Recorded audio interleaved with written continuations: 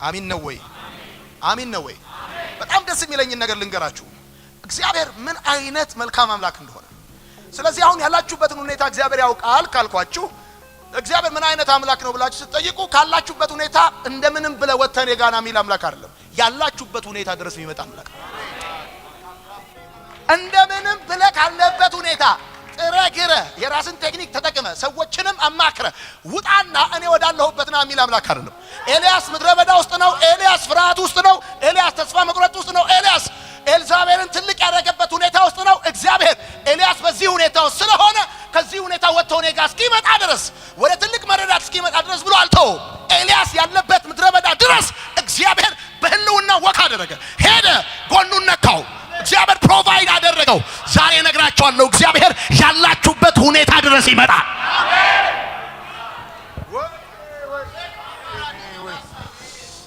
ወዳጆቼ ሰዎች እኛ ጥያቄው ስንሆን ለጥያቄያችን መልስ ለመስጠት ደጅ ያስጠኑናል። መመላለስ አለብን ጥያቄያችንን ለማስመለስ እንቆቅልሻችንን ለመፍታት። እግዚአብሔር የኔና የናንተን ጥያቄ ለመመለስ ደጅ ያስጠናንም። ካለንበት ሁኔታ ወጥተን ቸርች እስክንመጣ ወይ የሆነ ሁኔታ እስክንመጣ አይደለም። አንድ ሰው አሜን የሚል ሰው ካለ ዛሬ እግዚአብሔር ይመጣለታል። ዛሬ እግዚአብሔር ይመጣለታል። ያላችሁበት ሁኔታ ድረስ ይመጣል። ያላችሁበት ጥያቄ ድረስ ይመጣል።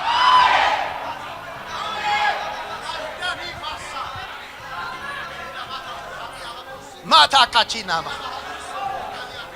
አንዳንዴ ሰዎች ጥያቄያችንን ቢሰሙ አንተ ከሚያክል ሰው እንዲህ አይነት ጥያቄ አይጠየቅም ነው የሚሉ። አንተ እኮ ትልቅ ሰው አይደለም እንዴ እንዴት እንዲህ አይነት ጥያቄ ይጠይቃል እንዴ? ረጅም ዓመት በክርስትና ኖርሃል አይደል እንዴ? አገልጋይ አይደለም እንዴ እንዴት እንዴት ተብሎ ይጠየቃል? ትቶኛል፣ ረስቶኛል፣ የኔ ጉዳይ ግዳይ ሰጠውም፣ ያለሁበት ሁኔታ ከባድ ነው። አንድ አገልጋይ ብሏል፣ ወንጌላዊ ብሏል፣ የህይወቱ መከራና ፈተና ሲበዛ አገልጋዮቹን ወደ ቢሮ አስገባና ቆለፈና ማንንም እንደሌለ አረጋግጦ ለመሆኑ እግዚአብሔር አለ ወይ አላቸው። አንዳንዴ መኖሩን እስክትጠራጠሩ ድረስ የእናንተ ጥያቄ በጥያቄ ደረጃ እንደሰማ እንደተቀበለ እንኳን እስከማትረዱ ድረስ እንዲህ እኮ ነው ጌታ የሚላችሁ ዛሬ እኮ የሚላችሁ እንደዚህ ነው። አሁን ካላችሁበት ሁኔታ እንደምንም ብላችሁ እኔ ጋር ድረሱ አይደለም የሚላችሁ እግዚአብሔር። ያላችሁበት ሁኔታ ውስጥ እመጣለሁ ይላችኋል። አቤት! ምክንያቱም ያለንበትን ሁኔታ የሚያውቅ እግዚአብሔር ብቻ ነው። አሜን ነው። እስቲ አሜን በሉ። አሜን። ስለዚህ እግዚአብሔር ደስ የሚለው በምንም አይነት ሁኔታ ውስጥ ነው። እግዚአብሔር ከዛ ሁኔታ እስክትወጡ ደግሞ ይገርማቸዋል። ሲመጣ አቅማችንን ያውቃል። ወዳጆቼ ሐዋርያት ፈርተው በር ዘግተው በነበረበት ጊዜ በር ቢንኳኳ በልብ ድካም ብዙዎቹ ይሞታሉ። ኦሬዲ ሰዎቹ ፈርተዋል፣ በር ዘግተዋል። የኔ ጌታ በር ቢንኳኳ በልብ ድካም ብዙዎቹ እንደሚሞቱ ስለሚያውቅ ሳንኳኳ መጣ። ማጫጣት የበር መንኳኳት የሚጥለን ከሆነ ሳንኳኳ ይመጣል። ድምጽ የሚረብሸን ከሆነ በዝምታ ይመጣል። እሱ ለጆሮአችንም ለልባችንም ይናገራል። ማታካ ለእናንተ በሚያስፈልጋችሁ ሁኔታ እግዚአብሔር ይመጣል። አልሰማችሁኝም ያልኳችሁ? አቅማችሁን እግዚአብሔር በሚያውቅበት ሁኔታ ይመጣል።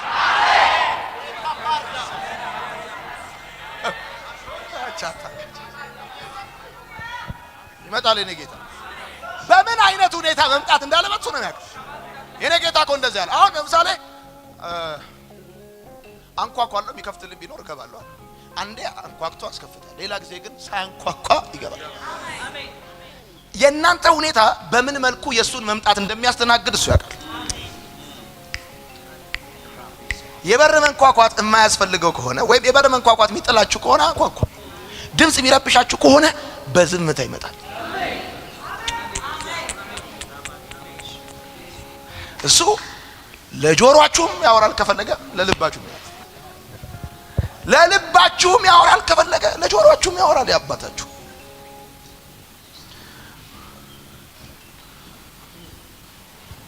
በምን መልኩ መምጣት እንዳለበት ይገርማችሁ። እኩለ ሌሊት ነበረ፣ ደቀ መዛሙርቱ በታኳ ነበሩ። ነፋስ ተነስቷል፣ እሱ የለም። ግን በውሃ ላይ እየተራመደ ሲመጣ አዩት። አምላካችሁ በዚህ ጋና አትሉት። እሱ ሌላ መንገድ፣ ሌላ መውጫ፣ ሌላ ማለፊያ ያለው፣ ሌላ መሻገሪያ ያለው። በዚህ ጋና አልልህም፣ በዛ ጋና አልልህም። አንተ ሌላ መንገድ፣ ሌላ ማለፊያ፣ ሌላ መውጫ፣ ሌላ መሻገሪያ አለ። አጠገባችሁ ያለው ሰው በሚረብሽ በኩል አይመጣም በሉት። አቅምን ያውቃል በሉት። ደግሞ ያለህበት ሁኔታ ድረስ ይመጣል በሉት። ዛሬ እግዚአብሔር ምን እያወራ እንደሆነ ሰምተሃል ወይ በሉት። እልፍ ጥያቄ አንድ መልስ፣ እልፍ ጥያቄ አንድ መልስ፣ እልፍ ምዕራፍ አንድ መልስ። እንዲም ብታረገው ህልውና ብቻ የሚባል። አሁን አንዳንድ ጊዜ እግዚአብሔር ለጥያቄያችሁ መልስ ይዞ እንደመጣ እጁ ላይ ፌስታል ስላላያችሁ እንቆቅልሻችሁ እየተመለሰ እንዳልሆነ ሊሰማችሁ ይችላል። አታቻቻ እጁ ላይ ፌስታል ወይም ሻንጣ የሚገፋ ምናምን አያስፈልገውም። እሱ ህልውናውን ፊል ስታደርጉት የዛን ጊዜ ደጆች ይከፈታል። እየተከፈቱ ነው፣ እየተሰሩ ነው። መልሳችሁ እየፈጠነ ነው። ህልውናውን ፊል ፕሬዘንሱን ፊል ስታደርግ ያው እግዚአብሔር ምስክሬ ነው። ገብታችሁ ዝም ብሎ ሊያጫውታችሁ ዝም ብሎ የሆነ ነገር ኪልኪል ያረጋችሁ የሚሰማችሁ ፕሬዘንስ እንዳይመስላችሁ። እየተዘመረ እየተመለከ እየተጸለየ እግዚአብሔር ቃል እየተነገረ መንገድ ላይ እየሄዳችሁ መኪና እየነዳችሁ ቤት ውስጥ ሆናችሁ ቃሉ ሜዲቴት እያደረጋችሁ የእግዚአብሔር ህልውና ፕሬዘንሱን ፊል ስታደርጉት እያችሁ በዛ ውስጥ ይኸውላችሁ ሲሞላ እንጂ መቼ እንደሞላ ሲነሳ እንጂ መቼ እንደሞቀ ሳታውቁት ነገሮቻችሁ ቦታው ይዘው ታገኙታላችሁ። ግዴላችሁ። ይሄ የእግዚአብሔር መልእክት ነው ዛሬ። ይሄ የእግዚአብሔር መልእክት ነው ዛሬ።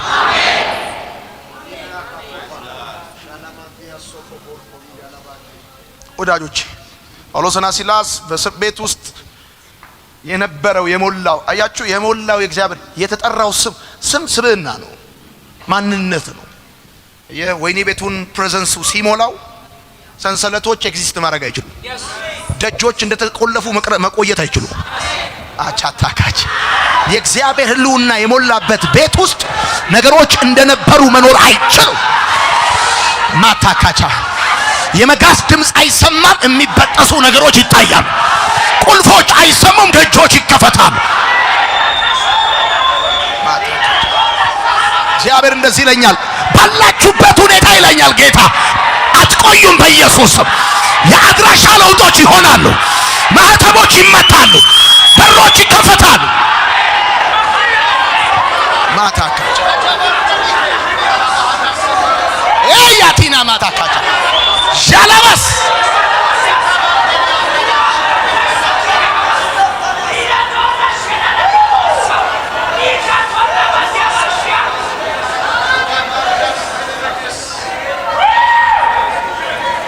ሃሌሉያ ሃሌሉያ። ወዳጆቼ በዛ ተራራ ላይ ለኤልያስ ትምህርት እግዚአብሔር መስጠት ጀመረ፣ ሪቫይዝ ማድረግ ጀመረ። ባይ ዘ ዌይ እግዚአብሔር ለኤልያስ በተናገረበት ተራራ ላይ ኤልያስ ብቻ አይደለም የተማረው፣ ሙሴ ትምህርት ተምሮበታል። እግዚአብሔር ለሙሴ ትምህርት ሰጥቷል፣ ለኤልያስም ትምህርት ይሰጠዋል። በዝምታ ውስጥ ግን እግዚአብሔር ነበር እንደሚል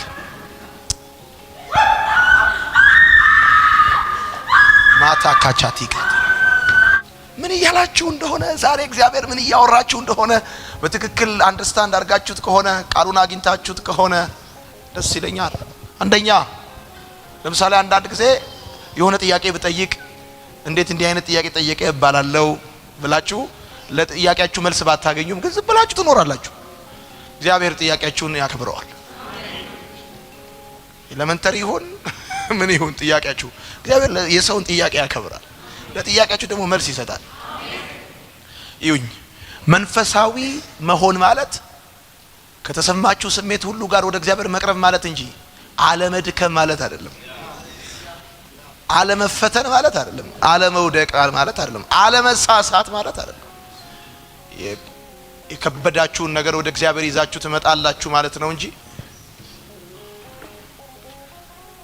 ያያችሁ ኢዮብ ትዳር ጥያቄ ሆኖበት ህይወት ጥያቄ ሆኖበት እዚህ ውስጥ አላችሁ። መሰንበት ጥያቄ ሆነባችሁ ሰዎች ተውት መኖር አይደለም። የቤተሰባችሁ ጉዳይ ጥያቄ የሆነባችሁ ሰዎች፣ የእናታችሁ የአባታችሁ የእናንተ ቤት ጉዳይ መላው የጠፋባችሁ ሰዎች፣ ጤንነታችሁ ጥያቄ የሆነባችሁ ሰዎች ግን ለምን ህይወቴ ግን ለምንድነው እግዚአብሔር በዚህ ሁኔታ ውስጥ እንዳልፍ የፈቀደው? እና የምትጠብቋቸው መልሶች ይኸውልህ በዚህ ሁኔታ ውስጥ ያለፍከው አንደኛ፣ ሁለተኛ፣ ሶስተኛ፣ አራተኛ ብላችሁ መልስ እየጠበቃችሁ ከሆነ ከእግዚአብሔር ጋር ትተላለፋላችሁ። እግዚአብሔር ሲመጣ 38 ምዕራፍ ያስወራውን ኢዮብን በ3 ምዕራፍ በአንድ መልስ ነው የመጣው። ደግመዋለሁ። እግዚአብሔር ኢዮብ ጋር ለ38 ምዕራፍ ጥያቄ 3 ምዕራፍ አንድ መልስ ነው ይዞ የመጣው። አጃታካ 3 ምዕራፍ አንድ መልስ። በ3ቱ ምዕራፍ ውስጥ ጌትነቱን፣ አምላክነቱን፣ ታላቅነቱን፣ አባትነቱን እሱ የህይወት መገኛ ሶርስ መሆኑ ኢዮብ ወደ ምድር ሲመጣ አልተማከረም ከእግዚአብሔር ጋር። በህልውናው ብቻ ነው የመለሰለት። ወዳጆቼ ለዚህ ጥያቄያችሁ መልሱ ይሄ ነው፣ ለዚህ ጥያቄያችሁ መልሱ ይሄ ነው የሚል የእግዚአብሔርን አመጣጥ እንዳትጠብቁ። ሲመጣ በሁሉን ቻይነቱ ይመጣል እንጂ ሰው እጅ እየመታ እንደሚያስረዳ እጃችሁን እየመታ ሊያስረዳችሁ አይመጣም። ሁሉን ቻይ ሆኖ እንጂ የሚመጣው ጌታ ሆኖ እንጂ እሱ ንጉሥ ሆኖ እንጂ የሚመጣው ሁሉን ታደርግ ዘንድ ቻይ እንደሆን ካለ እንዴ ወዳጆቼ ኢዮብ የነበረው ኢኮኖሚ ታውቃላችሁ። በምስራቅ ይኖሩ ከነበሩ ሰዎች ሁሉ ይልቅ እጅግ ባለጠጋ እኮ ነው። አንድ የኢዮብ ንብረት በቁጥር እኮ 33,000 ይደርሳል እኮ በቁጥር 1 2 3 4። አንዳንዱ ሰው እኮ ያለው ንብረት እኮ 10 አይሞላም። የኢዮብ እኮ 33,000 የሚቆጠር ንብረት ነበረው። ብዙ ልጆች ነበሩት፣ አስባችሁታል? ብዙ ሎሌዎች ነበሩት፣ ብዙ ግመሎች፣ ብዙ ፍየሎች ነበሩት። እና ያጣው ነገር ዝርዝርና እግዚአብሔር ይዞለት የመጣው መልስ በቁጥርም በአይነትም አይገጣጠሙም። እግዚአብሔር ያጣው ነገር እጅግ ብዙ ነው፣ በአይነትም በዝርዝርም በቁጥርም። እግዚአብሔር ይዞ የመጣው አንድ መልስ ነው። የት ነበር ካለው ይዞ የመለሰለት በህልውናው ነው።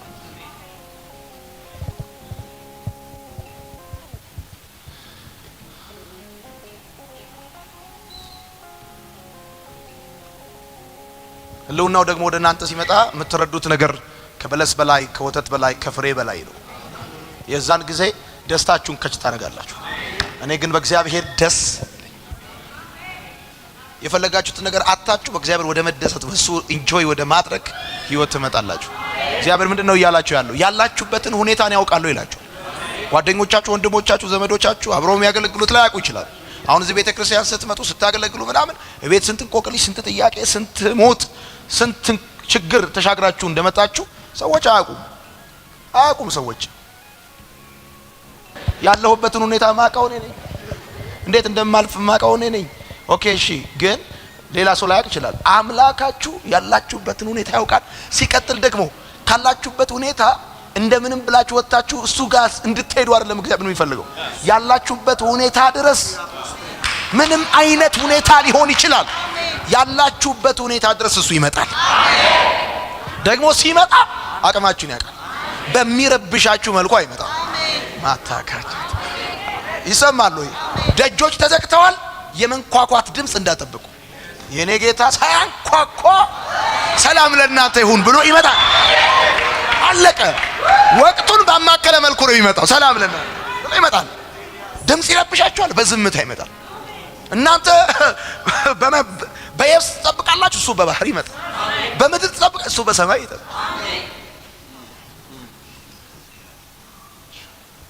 ይኸውላችሁ በወንድሞች ህብረት መካከል በቤተ ክርስቲያን በግል በዲቮሽን ጊዜያችሁ መጽሐፍ ቅዱስ በምታጠኑበት ሁኔታ ውስጥ ኤክስፒሪየንስ እያደረጋችሁት ያለው የእግዚአብሔር ህልውና ለጥያቄዎቻችሁ መልስ እንደሆነ ካልጋወቃችሁ ያ የተሰማችሁ የእግዚአብሔር ፕሬዘንስ አንዳች የማትቀበሉበት ሆኖ ያልፋል።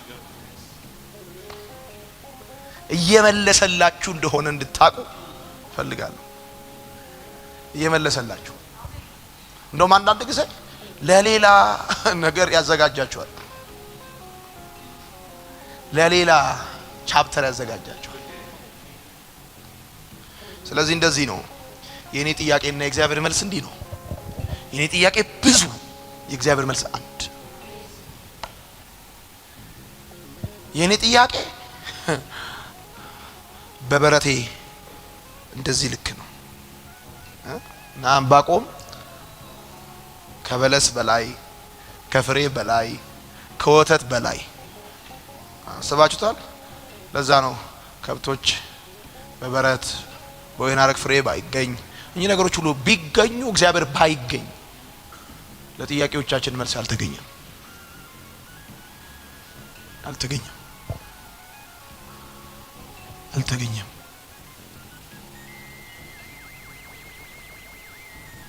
እንዲህ ብላችሁ ጻፉ። እሱ ለጆሮም ለልብም ይናገራል። አምላካችሁ ለጆሮም ለልብም ይናገራል። አንዳንድ ጊዜ እኮ ታውቆኝ ነበር ትላላችሁ። ታውቆኝ ነበር ለልባችሁ አውጥቷቸዋል። ድምጽ ስላልሰማችሁ ነው እንጂ ታውቆኝ ነበር። የሆነ ነገር ሲሆን ታውቆኝ ነበር፣ እኔ እኮ ልል ነበር፣ የሆነ ነገር ነግሮኝ ነበር እንዲህ እንደሚሆን ትላላችሁ። እሱ ከፈለገ ለጆሮአችሁም ይነግራችኋል፣ ከፈለገ ለልባችሁም ይነግራችኋል። ያላችሁበትን ሁኔታ ያውቃል። ታውቃለህ የኔ ጌታ ያለሁበትን ሁኔታ፣ መፍራቴን፣ ተስፋ መቁረጤን፣ ምድረ በዳ ውስጥ መሆኔን ታውቃለህ። ነገርኳችሁ እኮ እንደ ትላንት ይሄ ሰውዬ እኮ ሰማይና ምድርን ያነካካ ሰው ነው። እንደ ዛሬ ወደ ምድረ በዳ የነካው ራሱ ሸሸ ሰውየው ፍርሃት ውስጥ እንደሆንኩ። ቆይ ምን የሚፈጠር ይመስላችኋል? ኤልዛቤል ኤልያስ እንደፈራ ብታውቅ፣ አካብ ኤልያስ ተስፋ እንደቆረጠ ቢያውቅ፣ ህዝቡስ አይገርማችሁ? ህዝቡም ኤልያስ የነበረበትን ሁኔታ አያውቅም። ኤልዛቤልም አታውቅም፣ አካብም አያውቅም። እግዚአብሔር ግን ኤልያስ ምን አይነት ሁኔታ ውስጥ እንደነበር ያውቃል። እና ስንት ነገሮች መጀመሪያ እንዳለፉ በዝምታ ውስጥ እግዚአብሔር እንዴት ወደ ኤልያስ እንደመጣ። ታንኪ ፋዘር። አሜን ነው። ክርስቲያን ሆናችኋል፣ ጌታን ተቀብላችኋል፣ አገልጋይ ሆናችኋል ማለት ኑሮ ቀርቶላችኋል ማለት አይደለም። ሰው መሆን አልቀረም። ሰው መሆን ካልቀረ በሰውነት ውስጥ ያለ መፈተን አይቀርም። መውደቅ፣ መዛል፣ ተስፋ መቁረጥ አይቀርም። መከፋት፣ እጅ መስጠት። አንዳንዴ እኮ እጅ ትሰጣላችሁ። ከአባቶቼ አልበልጥም በቃ አሰናብተኝ ምናምን አለ። ባይዘው ኤልያስ ራሱ ታውቃላችሁ ከአባቶቼ አልበልጥም ብሎ አለ። ልክ ነው። አባቶቹ ብዙ በድንቅና በታምራት አገልግለዋል። የኤልያስ ከኤልያስ አባቶች መካከል ግን እግዚአብሔር በእሳት የመለሰለት ኤልያስ ብቻ ነው። ኖ ዋን እግዚአብሔር ለማንም ለኤልያስ እንደመለሰ አልመለሰም። እና ሰውየው ሳይጨርስ ነው ሊያስጨርሱት የሞከሩት። ወዳጆቼ አንደኛ እኮ ግራ ሲገባችሁ ይድረስ ለእግዚአብሔር ብላችሁ ደብዳቤ ትጽፋላችሁ አይደለም? በቃ ይሄው በልቤ ላይ ካለው ጥያቄ ይልቅ በወረቀት ላይ ያለ ሁሉ የሚታይ እስኪመስላችሁ ድረስ ይድረስ ለእግዚአብሔር። የኔ ነገር እስከ መቼ ነው? ነጥብ እውነት እሸት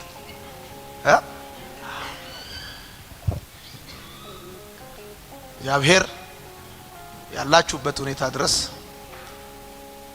ይመጣል። እንዲህ ብላችሁ ጻፉ። የእግዚአብሔር መልስ አቅምህን ያውቃል። አንድ ሰው የልቡን ያመዋል፣ የልብ ድካም አለበት እና ሆስፒታል እየታከመ ሎተሪ ደረሰው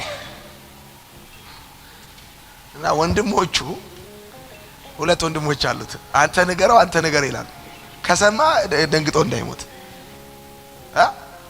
አንተ ንገረው ይላል። ቀንሰ ንገረው፣ ቀስ አድርገ ንገረው ምናምን እያለ ከዛ አንደኛው እንደምን ብሎ ደፈር ብሎ ሄደ ሊነግረው በተኛበት። ሎተሪ ቢደርስ ምን ታረጋለህ አለው። ግማሹን ላንተ ሰጣለሁ ሲለው ራሱ ድፍት ሊነግረው የሄደው ሰውዬ ራሱ ወደቀ። አልጠበቀም፣ ራሱ ተደፋ።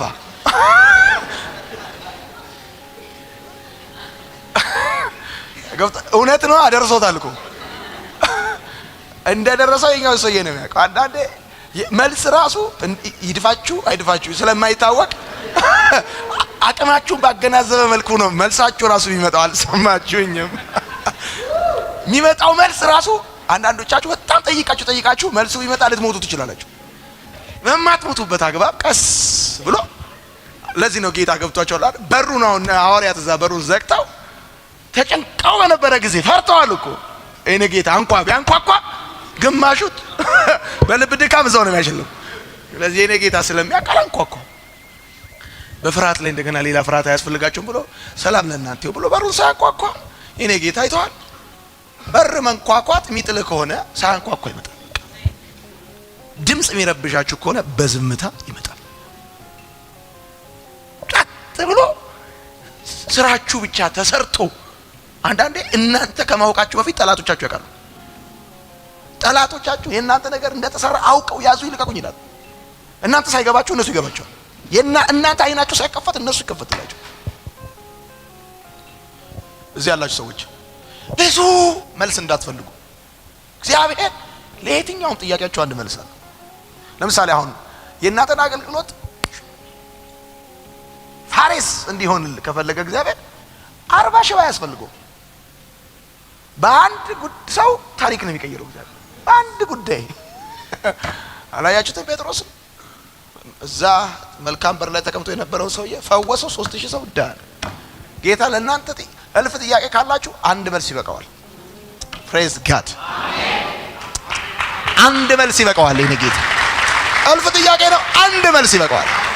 አንድ መልስ የሆነ ቦታ ላይ ብቻ ስዊች ኦን ሲያደርገው ነገሩ ሁሉ ይስተካከል። ፕሬዝ ጋድ። ጥያቄ ውስጥ ያላችሁ ሰዎች የኔ ጥያቄና የእግዚአብሔር መልስ ምናልባት አንዳንዶቻችሁ የእግዚአብሔር መልስ እየጠበቃችሁ ያላችሁት እናንተ በዘረጋችሁት ፎርሙላ ሊሆን ይችላል። በዘረጋችሁት ሂሳብ እየጠበቃችሁት ነው። በቃ ክረምት ይመጣል፣ እሱ አይቀርም፣ አሁን ይኸው ክረምት ላይ ይመጣል ብላችሁ እየጠበቃችሁት ሊሆን ይችላል። መስከረም ይመጣል፣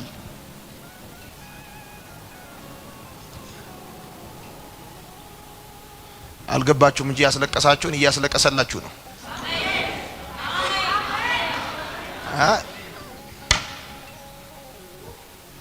እና አንዳንዴ ለምሳሌ እግዚአብሔር ቢመጣ ቢመስለን ታውቃላችሁ፣ ዘመን መለወጫ ላይ ነው። አታውቁም? በቃ መስከረም ላይ ይመጣ ነው ይመስላል። የኔ አባት ጳጉሜ ማን ከለከለው? የኔ ጌታ አውቀዋለሁ። ምን በለኛ የባከኑ ደቂቃዎች ላይ ይሄ መጨረሻ የተባለው ደቂቃ ነገሩን ይቀይራል። ይሰማል ወይ ማወራለን? ጠላቶቼ ፊሽካል ይነፋ ነው ብለው እጅ ለእጅ ተያይዘው ገና ሊጮሁ ሲል የኔ አባት አቤት ካላንደሩ ሳይቀየር ህይወታችሁን ይቀይራል። ወይኔ ወይኔ ወይኔ ወይኔ ዘራ ይቀይራል። ዝም ብለህ ኖርማሉ ናተ ነፈዘዘ ነደነዘዘ ጮኸን ነው የተቀበልነው። ጮኸን አሁን መጮህ ያስፈልገዋል ወይ ካልክ፣ አዎ መጮህ ያስፈልገዋል። አንዳንዴ መጮህ ያስፈልገዋል። አክባሪዮስ ይሆን አንዳንድ ሰዎች ቸርች ውስጥ ታውቃለህ፣ ዳዲዮስ የሆኑ ሰዎች ናቸው የሚቀበሉት። ኖርማል ዳዲዮስ መሆን አለባቸው። ጉባኤው ራሱ ዳዲዮስ የሆነ ጉባኤ መሆን አለበት። ሻታካች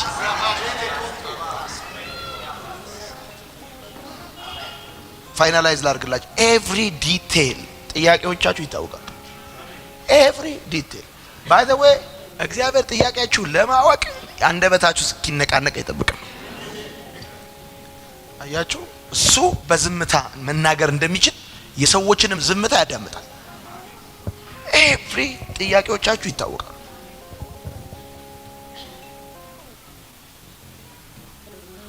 በህልውና ይመልስላችኋል። ለዚህ እኮ ነው አንዳንዴ ታውቃላችሁ ቤተክርስቲያን በጣም ብዙ እንቆቅልሽ ይዛችሁ መጣችሁ፣ ልባችሁ ከብዶ ፊታችሁ ዶንኪ ፌስ ሆኖ በቃ ተጨናንቃችሁ መጣችሁ።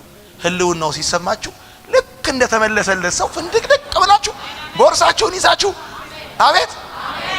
አንዳንዴ ራሱ ፌርማታውን ሁሉ አልፋችሁ ባለ አራ ወርደኛ ሳይሻገር የምትጠብቁ ሰዎች ተሻግራችሁ ረስታችሁት ማታካቻት ረስታችሁት። ህልውናው ነው ህልውናው አይደለ? እኔ እኮ አንድ ቃል ገባኝ። ዮሐንስ ሐዋርያ ዮሐንስ ቅዱስ ዮሐንስ ፍጥሞ ደሴት ላይ ወስደው ጣሉት አይደለም ወዳጆቼ? ደሴት መዝናኛ የሚሆነው ጀልባ ካለ ነው። ጀልባ ከሌለ እስር ቤት። ጀልባ አስቀምጠውለት እንዳይመስል እዛ ጣሉት። ጀልባውን ነው ይዘው ሄዱት። እዛ ቦታ ላይ ቀን ፀሐይ፣ ሌሊት ብርድ።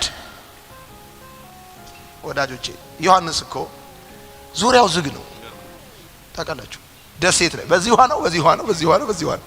ወዴትም ሊያመልጥ አይችልም። ዙሪያው ዝግ ነው፣ ሰማይ ግን ክፍት ነው። ወዳጆቼ ዙሪያችሁ ተከፍቶ ሰማይ ከሚዘጋ ዙሪያው ተዘግቶ ሰማይ ቢከፈት ይሻላል። ሰማይ ቢከፈት ይሻላል። ለዚህ እኮ በጌታ ቀን አለ በመንፈስ ነበርኩ አለ። ባየሁት ጊዜ እንደ ሞተ ሰው ሆኜ ከእግሩ በታች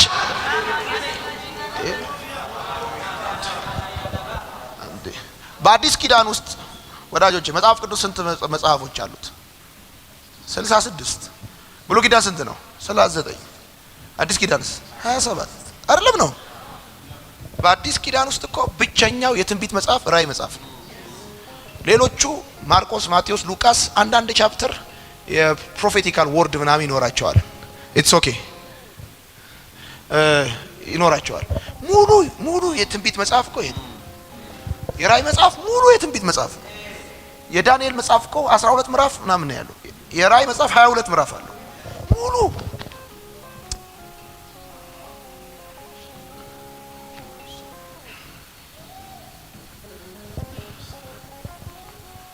ወዳጆቼ ሰውየው እኮ መጽሐፉን የጻፈው ከፍጥሞ ደሴት እኮ የተጣለ የፖለቲከኛ እስረኛ በህይወት አይወጣም። ቀጣይ የህይወት እድሎቹ ሁሉ እንደተቋረጡ በተሰማ ሁኔታ ውስጥ ራእይ መጽሐፍን ስታነቡት አይኖቹን አየኋቸው ይላል። ደረቱን በወርቅ መታጠቂያ የታጠቀ ነው ይላል። ማቻታታታ እግሮቹ እንደ ጋለ ናስ ናቸው ይላል። ባየሁት ጊዜ እንደ ሞተ ሰው ሆኜ ከእግሩ በታች ወደቅኩ ይላል።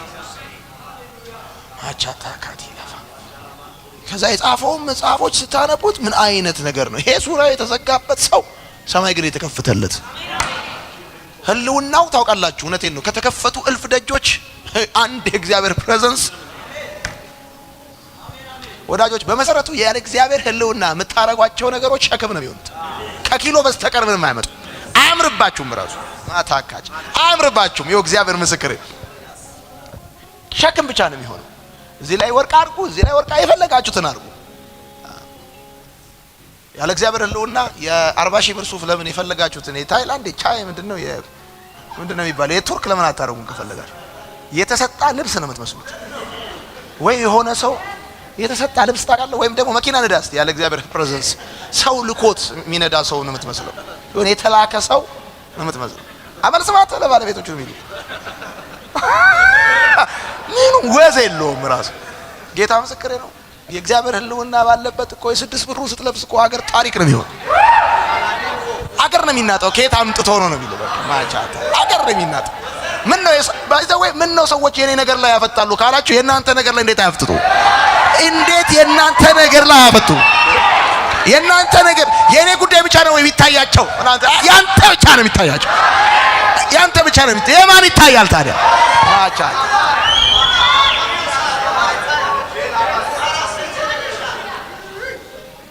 ምክንያቱም የእግዚአብሔር ህልውና ዲፈረንስ ይፈጥራል፣ ልዩነት ይፈጥራል።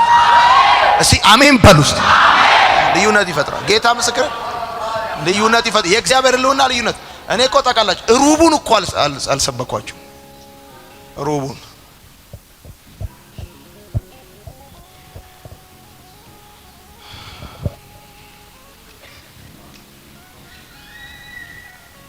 ኢዮብ ትዳር ጥያቄ ሆኖበት፣ ኑሮ ጥያቄ ሆኖበት፣ መሰንበት ጥያቄ ሆኖበት፣ የቀረቡት ሰዎች ባለመረዳት ጥያቄ ሆነውበት፣ የሚያስተዛዝኑት ሰዎች ህመሙን የሚያባብዙ ሰዎች ሆነው ጥያቄ ሆነውበት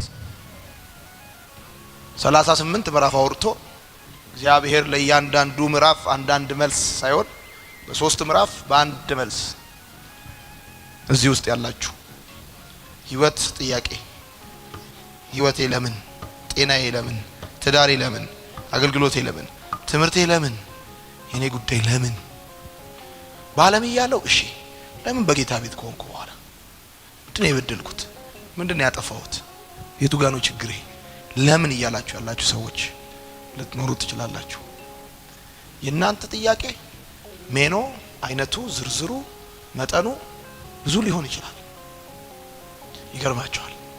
ለዚህ ጥያቄ ይሄ ለዚህ ይሄ ለዚህ ይሄ ብሎ አምላካችሁ ይመጣል ብላችሁ እየጠበቃችሁት ከሆነ ተሳሳታላችሁ። አምላካችሁ ወደ እናንተ ሲመጣ ህልውናውን ነው ይዞ የሚመጣው። ስለዚህ ህልውናውን ሊቋቋም የሚችል በሽታ ስለማይኖር ነው የምትፈወሱት። ህልውናውን ሊቋቋም የሚችል የተዘጋ በር ሊኖር ስለማይችል ይከፈታል። ስለዚህ ነው አንተን ነው የምፈልገው፣ እኔ የምፈልገው አንተን ነው፣ ሌላው በሙሉ ቀሪ ነው ብላችሁ ዘምራችሁ እሱንም አምልካችሁ ጥያቄያችሁ ተመልሰው። ወዳጆቼ ያዕቆብ መልእክት ሲናገር እግዚአብሔር አይፈትንም ይላል። ዘፍጥረት መጽሐፍ ምዕራፍ 22 ቁጥር 1 ደግሞ አብርሃም በእግዚአብሔር ተፈተነ ይላል። ዘዳግም መጽሐፍ ምዕራፍ 13 ላይ ደግሞ እግዚአብሔርን ፈተናቸው ይላል። ታውቃላችሁ እግዚአብሔር የሚፈትን አምላክ እንደሆነ?